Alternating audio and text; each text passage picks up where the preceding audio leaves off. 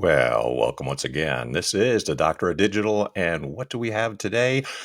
The secret of writing great dialogue. So, if you want to know how to improve your creative writing, this is what you want to listen for because this is dialogue, and this is something that troubles all kinds of people, and we're trying to figure out how to do it and do it better. So, what I have for today, based on what I've learned, Burning America in the Best Interest of the Children, Way 14, and that's what I have for you today.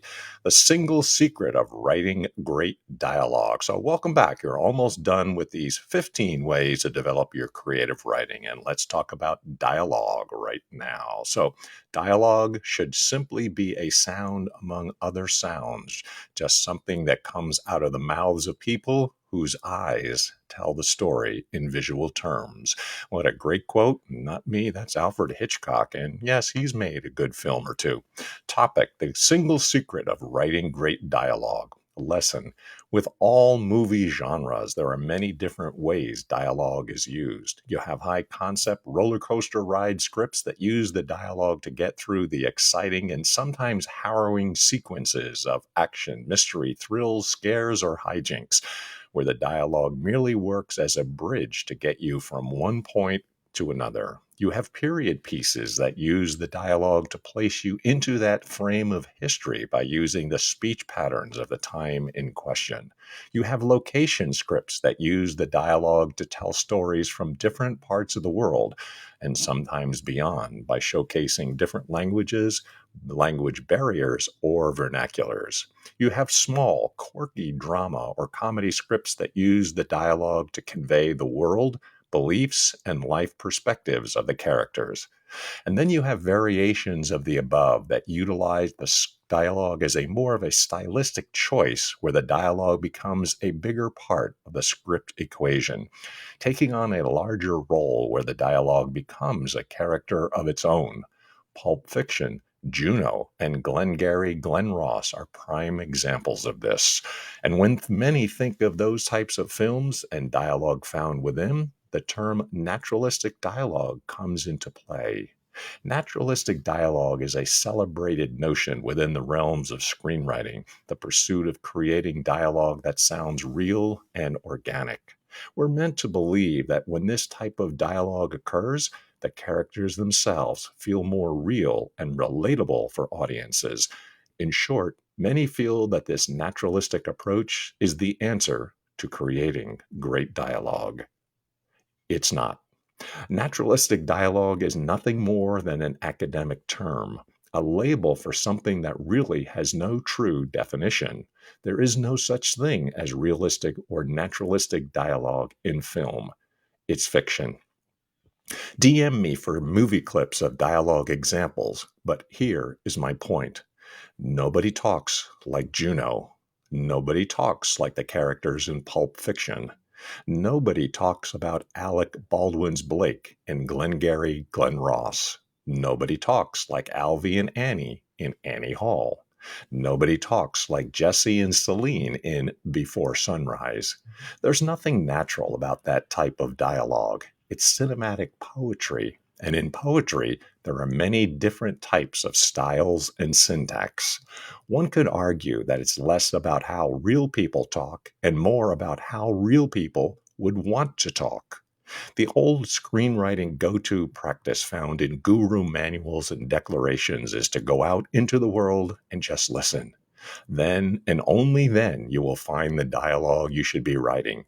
It's an absurd notion because if you were to record the average coffee shop discussion, the average bar atmosphere exchange between friends, or even the average moments between lovers on a date, you'd be playing back the audio file only to transcribe what would be read as often disturbing and confusing gibberish. We're human, and human communication is odd when the words are not predetermined through a script, social media post, article, or written speech. While actually speaking, we interrupt each other. We pause. We redirect. We go off on tangents. We add an annoying amount of ums and ahs and likes. We lose track of what we were saying. We get nervous and stop or mutter on and on and on. Dialogue is written to tell a story and to convey various reactions and emotions, and it's also meant to convey information, whether we screenwriters want to admit it or not. There's no such thing as naturalistic dialogue in a screenplay. It doesn't and shouldn't exist within. Perhaps what some call realistic or naturalistic dialogue is less about what is found in the actual screenplay and more about how it is eventually interpreted and performed by the actor. But that's not your job. Can it be written that way? Only to a certain degree. The key to attempting that would be found not in the actual words, but the structure of how the dialogue is portrayed in a screenplay. Pauses, interruptions, fragments, characters finishing each other's sentences, characters dismissing what the other is saying by interrupting, and the power struggles within a conversation. These are the ways to create a better flow of dialogue for the reader. And the audience is to get through. As long as you don't make the mistake of putting that as a priority over what we've already stated was dialogue in a screenplay is there for. To tell a story, to share emotions, and to convey necessary information to keep the story and characters moving forward. The real idiosyncrasies of real speech mentioned here need to be discarded. So, what's the big secret to writing great dialogue? Every great quest leads to a hidden secret revealed, and this quest for the secret of writing dialogue, great dialogue, I offer two keys. The first key to unlocking the mysteries of writing great dialogue is lack of dialogue. Actions speak louder than words. Ironically, when we're told to search the world around us for realistic dialogue, we quickly realize that if we are truly going to convey realistic communication, we must realize that we learn the emotions of others not by direct language exchange, but by our outward actions and reactions. If someone is angry, more often than not, they don't outright say, "I'm angry and this is why." No, they sulk, they look away, they shake their heads, they retreat, they rage. If someone is sad, they don't say, "I'm sad and this is why." No, they sulk, they stare down to the ground, silent. They have tears in their eyes, they weep, they sob, they run away. Nothing is worse than reading or hearing on-the-nose dialogue that shoves meaning down the audience's ears. Lack of dialogue is often your best bet. For the screenwriter trying to pepper their script with great dialogue, the best practice is less about injecting those great one-liners and speeches and more about cutting and cutting and cutting every line of dialogue that you can until you find that great one-liner, fragment, or phrase hiding amidst the noise, that diamond in the rough that encapsulates the moment at the core. The second and final key to unlocking the secret of writing great dialogue is to understand that there is no secret. There is no one final answer. And the moment the screenwriter realizes that will be the moment that you'll feel a heavy weight lifted from your shoulders. Each script is like its own entity. Guidelines and industry expectations surely exist, but there are no rules that can apply to each and every screenplay. Some scripts require expositional dialogue. Others would suffer from it. Some scripts require the added touch of stylistic dialogue. Others don't need it. Some scripts require no dialogue, letting action speak louder than words. Dunkirk, 1917. All is lost. Others would benefit from it. The secret to great dialogue is unlocked by focusing on the lack of dialogue to find those gems or not find them when you don't need them, and then understanding that there is no secret, releasing you from the burden of finding one.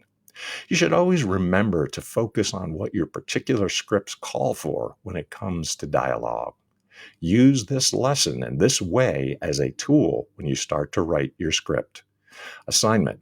You've already gotten into the minds of the characters and now will continue to do so throughout your writing. Now it's time to start thinking about how they will speak. Start reading the various moments and scenes that you've conjured in the development of your drama concept. Start to get a feel for how your characters communicate. Are they quiet and show their emotions and actions through actions and not words? Are they vocally belligerent or chatty when showcasing their emotions? If you take away the character names, can you tell the difference between each character's dialogue? Do they all sound like the same person when you do? Write a few notes for each of your characters, detailing your thoughts on how dialogue is attributed to them. Note how they communicate or how they have a lack of communication. This will help finish the development of your characters as soon as you go into the writing process and let them loose within your drama concept. Well, this is all the keys to writing great dialogue and understanding how it should be. Now, I've got some bonus things and make sure I get those movie clips to you so you can see what I'm trying to get across here in this particular way of writing great dialogue. In the meantime, of course, you can also DM me for those options when it comes down to the movies and clips, but also getting the Hero's Journey worksheet, which helps structure any kind of writing that you're doing, whether it be a novel, a screenplay, a short story, a memoir, whatever it might be. In any case, Burning America in the Best Interest of Children should help you and help you to get better at writing creative writing. Until next time, this is a Doctor of Digital signing off. Deus Volt.